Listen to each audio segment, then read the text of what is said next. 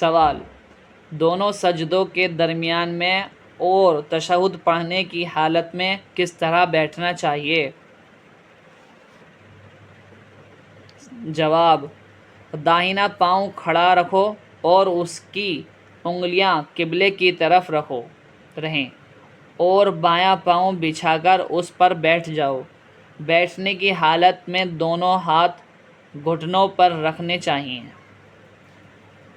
سوال: امام اور منفرد اور مقتدی کی نمازوں میں کچھ فرق ہوتا ہے یا نہیں؟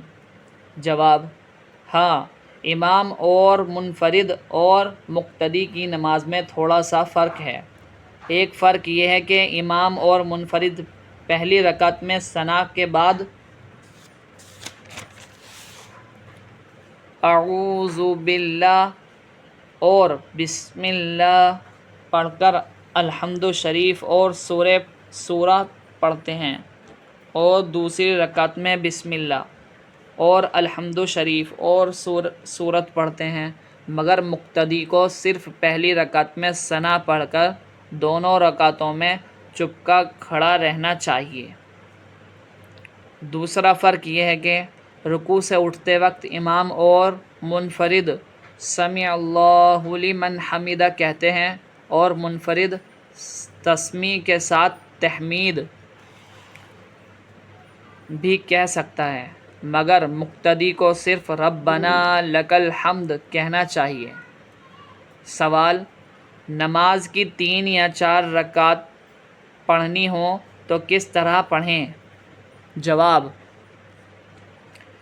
2 رکعت تو اسی قاعدے سے پڑھی جائیں اور جو اوپر بیان ہوا، مگر قاعدے میں اتحیات اور تشہد کے بعد درود شریف نہ پڑھیں بلکہ اللہ اکبر کہہ کر کھڑے ہو جائیں۔ پھر اگر نماز واجب یا سنت یا نفل ہے تو 2 رکعت پہلی 2 رکعتوں کی طرح پڑھ لیں، اور اگر نماز فرض ہے تو تیسری رکعت اور چوتھی رکعت میں الحمد شریف کے بعد سورت نہ ملائیں۔ باقی اور سب اسی طرح پڑھیں جیسے پہلی 2 رکعتیں پڑھی ہیں۔ سوال: نماز سنت یا نفل کی 3 رکعتیں بھی پڑھی جاتی ہیں یا نہیں؟ جواب: نماز سنت یا نفل کی 3 رکعتیں نہیں ہوتی، 2 یا 4 رکعتیں پڑھی جاتی ہیں۔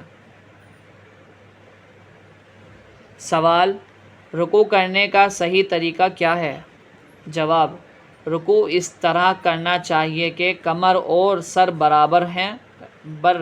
برابر رہیں، یعنی سر نہ کمر سے اونچا رہے نہ نیچا ہو جائے، اور دونوں ہاتھ پسلیوں سے علیحدہ رہیں اور گھٹنوں کو ہاتھوں سے مضبوط پکڑ لیا جائے۔ سوال: سجدہ کرنے کا ٹھیک طریقہ کیا ہے؟ جواب: سجدہ اس طرح کرنا چاہیے کہ ہاتھوں کے پنجے زمین پر رہیں اور کلائی اور کونیاں زمین سے اونچی رہیں اور پیٹھ رانوں سے علیحدہ رہے اور دونوں ہاتھ پسلیوں سے الگ رہیں۔ سوال: نماز کے بعد انگلیوں پر شمار کر کے کیا پڑھتے ہیں؟ جواب: سبحان اللہ 33 بار، الحمدللہ 33 بار، اللہ اکبر 34 بار پڑھنا چاہیے۔ اس کا بہت بڑا ثواب ہے۔ ویڈیو اچھی لگے تو لائک کریں، کمنٹ میں بتائیں کہ ویڈیو کیسی لگی، اور شیئر کر دیں، اور ہمارے چینل کو سبسکرائب کرنا نہ بھولیں۔